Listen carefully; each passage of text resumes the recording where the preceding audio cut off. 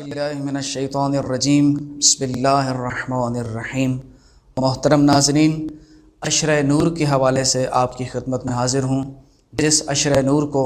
دو عظیم ترین شخصیات کے حوالے سے منایا جا رہا ہے، اور وہ دو شخصیات حضرت معصومہ کم سلام اللہ علیہا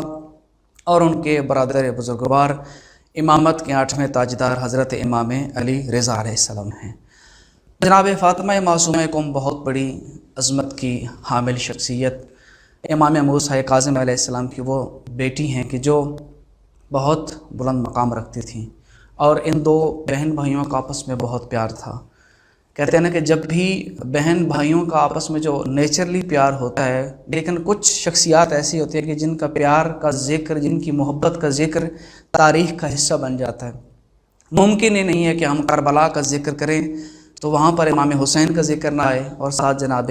زینب سلام اللہ علیہ کا ذکر نہ آئے۔ بالکل اسی طرح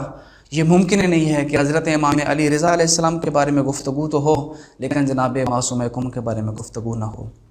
ان دونوں بہن بھائیوں میں بہت پیار تھا، لیکن تاریخ جو ہے وہ سادات کے ساتھ جو ظلم کرتی آئی ہے، اسی ظلم کی ایک داستان یہ ہے کہ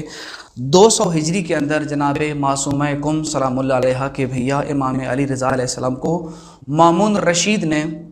مدینہ سے خراسان یعنی طوس کی جانب بلا لیا۔ تو 1 سال تک جناب معصومہ کم نے بہت صبر کیا، لیکن بالآخر بھیا کی محبت اور ان سے ملاقات کے اشتیاق نے بی بی کو یہ مجبور کر دیا کہ جناب فاطمہ معصومہ کم نے 1 سال بعد 201 ہجری میں مدینہ سے اپنے بھائی کی جانب سفر شروع کیا، خراسان کی جانب، تاکہ وہ اپنے بھیا سے جا کے ملاقات کر سکیں۔ یہاں پر کچھ چیزیں بیان کرنا میں ضروری سمجھتا ہوں۔ 2 اسباب تھے، ایک تو یہ ہے کہ بھیا کی محبت نے بہت مجبور کیا کہ وہ امام علیہ السلام سے ملاقات کے لیے اپنے گھر سے نکلیں، اور دوسری وجہ یہ تھی کہ بعض روایات ہمارے پاس ایسی پائی جاتی ہیں جن کے اندر تذکرہ موجود ہے کہ حضرت امام علی رضا علیہ السلام نے خود خط لکھ کے اپنی بہن کو اپنی طرف آنے کا حکم دیا۔ بالآخر اس کی علت جو بھی ہو، جب ہجرت کا آغاز ہوا تو جناب فاطمہ معصومہ کم نے 201 ہجری میں سفر کا آغاز کیا، اور جناب فاطمہ معصومہ کم اس وقت اکیلی نہیں تھیں، بلکہ تاریخ کے اندر ملتا ہے کہ جناب فاطمہ سلام اللہ علیہ کے ساتھ کم از کم 23 افراد کا قافلہ موجود تھا، جس میں سے 5 مادری بھائی بھی ان کے ساتھ شامل تھے، جن کے نام بھی تاریخ کے اندر ذکر ہیں۔ جعفر تھے،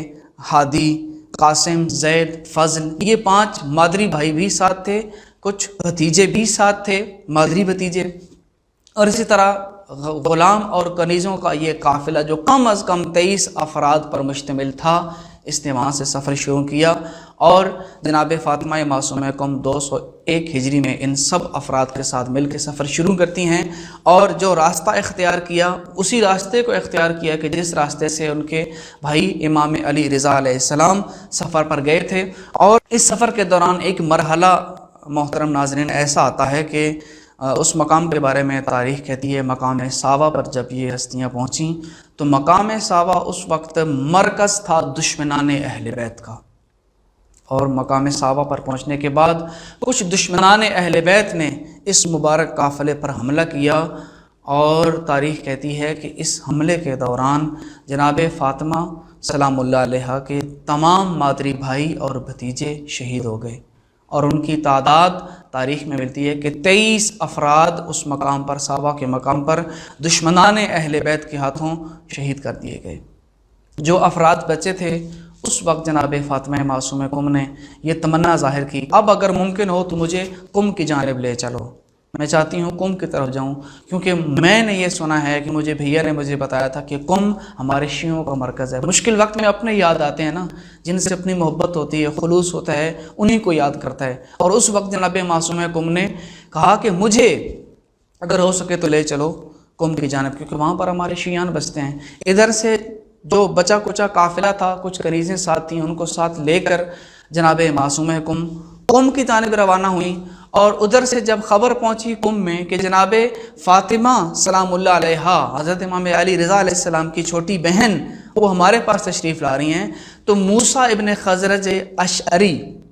کچھ افراد کو ساتھ لے کر بی بی کے استقبال کے لیے باہر تشریف لاتے ہیں، اور تاریخ کے اندر ملتا ہے کہ جناب موسیٰ ابن خزرج بی بی کو اپنے ساتھ لے کے شہر قم میں داخل ہوتے ہیں، اور شہر قم میں داخل ہونے کے بعد جناب فاطمہ معصومہ قم نے جس گھر کا انتخاب کیا وہ گھر بھی موسیٰ ابن خزرج اشعری کا تھا۔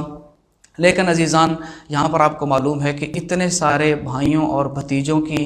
شہادت کو اپنی آنکھوں سے دیکھنے کے بعد بی بی کی جو حالت تھی اور جو کیفیت جو بی بی کی ہو چکی تھی، وہ انتہائی شدید بیماری کی حالت میں، انتہائی دکھ کے عالم میں بی بی جب وہاں پہنچیں، اس کے باوجود بھی تاریخ کہتی ہے کہ جناب فاطمہ معصومہ قم جس مقام پر رہائش پذیر تھیں موسیٰ ابن خزرج کے گھر میں، وہاں 17 دن بی بی کا قیام رہا، اور ان 17 دنوں میں رات دن جناب معصومہ قم نے اللہ کی عبادت انجام دی، اور اتنی عبادت انجام دی کہ بالآخر ان کو یہ لقب عطا ہوا کہ مریم آل محمد۔ جس طرح حضرت مریم اپنے زمانے کی عبادت گزار اور زاہدہ خاتون تھیں، اہل بیت کے گھرانے میں اگر کسی نے مریم دیکھنی ہو تو معصومہ قم کو دیکھیں۔ تو بالآخر 17 دن وہاں پر جناب معصومہ قم ٹھہری، اور اس کے بعد جناب معصومہ قم کا وہاں سے انتقال ہو جاتا ہے۔ لیکن یہاں پر رک کے میں ایک اور چیز بھی بتاؤں گا، یہاں پر جعفر مرتضیٰ عاملی رحمۃ اللہ علیہ نے اپنی ایک کتاب کے اندر یہ تذکرہ کیا ہے کہ کسی خاتون نے جناب معصومہ قم کو زہر دی تھی اور زہر کی وجہ سے ان کی شہادت ہوتی ہے۔ تو یہاں پر 2 قسم کی روایات ہیں، یا تو بہت زیادہ صدمہ اور بیماری کی وجہ سے جناب معصومہ قم کی رحلت ہوتی ہے، یا اس زہر کی وجہ سے جناب معصومہ قم کی شہادت ہوتی ہے۔ اور ساتھ میں جب بی بی کی شہادت ہو جاتی ہے تو اس کے بعد کا جو مرحلہ تھا، جناب معصومہ قم کو غسل دینا اور ان کو کفن دینا، دفنانا، اور یہ سارا تفصیلی مرحلہ ہے، میں اس مختصر کلپ کے اندر وہ ساری وضاحت نہیں کر سکتا۔ بس آخری الفاظ آپ کے سامنے یہی بیان کروں گا کہ آخر میں جس بندے کا انتخاب ہوا کہ بی بی کو قبر کے اندر دفنانے کے لیے اس کو سلیکٹ کیا گیا، اس کا نام قادر تھا، اس زمانے کا بہت ہی عبادت گزار، لیکن پھر بھی تھا تو غیر معصوم، تڑپ رہا تھا، ہاتھ کانپ رہے تھے، کیا کروں آخر؟ سارے بیٹھ کے سوچ رہے ہیں کہ آخر کون ہو ایسا محرم جو بی بی کو اپنے ہاتھوں کے ساتھ اس کے اندر دفن کرے۔ لیکن یہی سوچ رہے تھے کہ اچانک 2 شخصیات نمودار ہوئیں، چہرے پہ نقاب تھا، اور آ کر انہوں نے جنازہ پڑھا بھی اور بی بی کو دفنایا بھی، اور خاموشی سے وہاں سے چلے گئے۔ فاضل لنکرانی صاحب کے جملے یہ ہیں کہ بعید نہیں ہے کہ یہ شخصیات ہمارے 8ویں امام اور ہمارے 9ویں امام ہوں۔ یہ وہ سفر تھا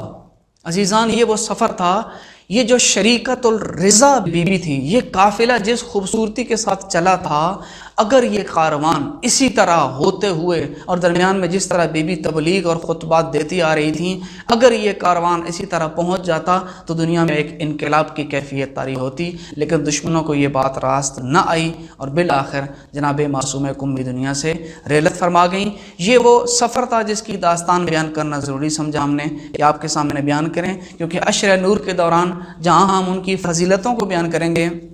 وہاں تاریخ کے کچھ ایسے صفحات بھی آپ کے سامنے بیان کرنا ہماری مجبوری ہے اور ہماری ضرورت ہے، تاکہ ہم اپنے سننے والوں کو وہ معلومات بھی فراہم کر سکیں کہ جو معلومات ہر شیعہ اہل بیت کو معلوم ہونی چاہیے۔ السلام علیکم ورحمۃ اللہ وبرکاتہ۔